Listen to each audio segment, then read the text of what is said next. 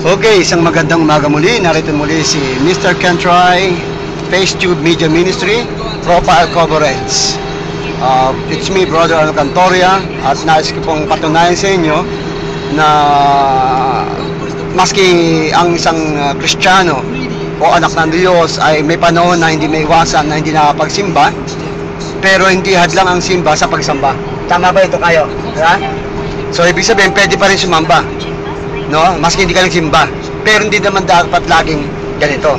Kung maaari, sa katulad natin, ay nagsisimba, sumasamba. Pero ngayon, hindi tayo nagsimba, pero sumasamba kami. Saan?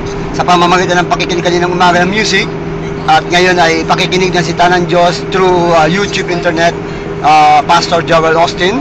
Eto, panoorin ninyo para ebidensya na pwede makinig ng mensahe ng Sita ng Diyos.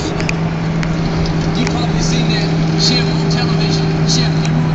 When he has an ingredient, he always says, man, just imagine, I'll put a little bit of flavor, man, a healing, man, a good break, man. Some of you are lonely, all God has to do is, man, a divine connection. Kung may nakikita kayo saging, yan ay dito sa Korea, pagkatapos magsimba sa local church, ay kumakain. Kaya may saging kami kasi pagtapos din sumamba mamaya, may kainan din. Okay. Just the right time. You may have had some disappointments. Life may not have treated you fair, but you wouldn't be alive if God didn't have another victory in your future. So habang nagbabiyahe po kami, ayan, ebidensya po, That breakup you went through, kami po ay nasa lugar pa rin ng Seoul. Ha? Yungin. Yan.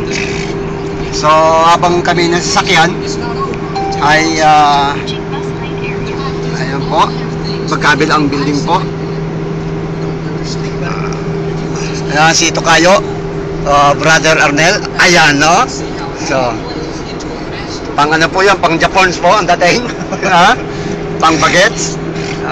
Kung titignan nyo mabuti, ang kilos niya ay pwedeng pang 20, ha? O 18 ba? Mga ganyan. Ako kung edad ko ay 46, pero ang kilas ko mga 40 lang. Ha? So, ibig sabihin, hindi hadlang po yung nagkakaroon ka ng tinatawag na trabaho sa umaga o sa hapon, ay pwede ka pa rin makarinig ng 50 minutes, 30 minutes, 1 hour through internet o by radio o by TV by using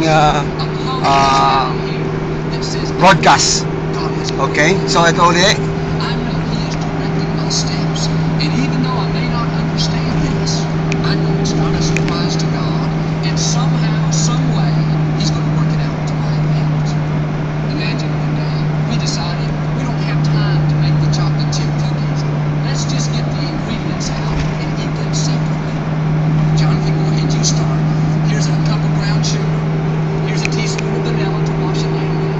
Here's your raw egg. Here's your 2 cups of flour.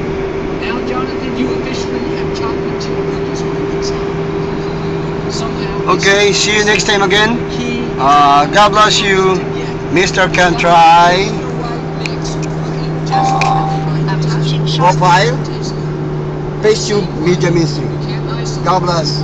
Bye-bye.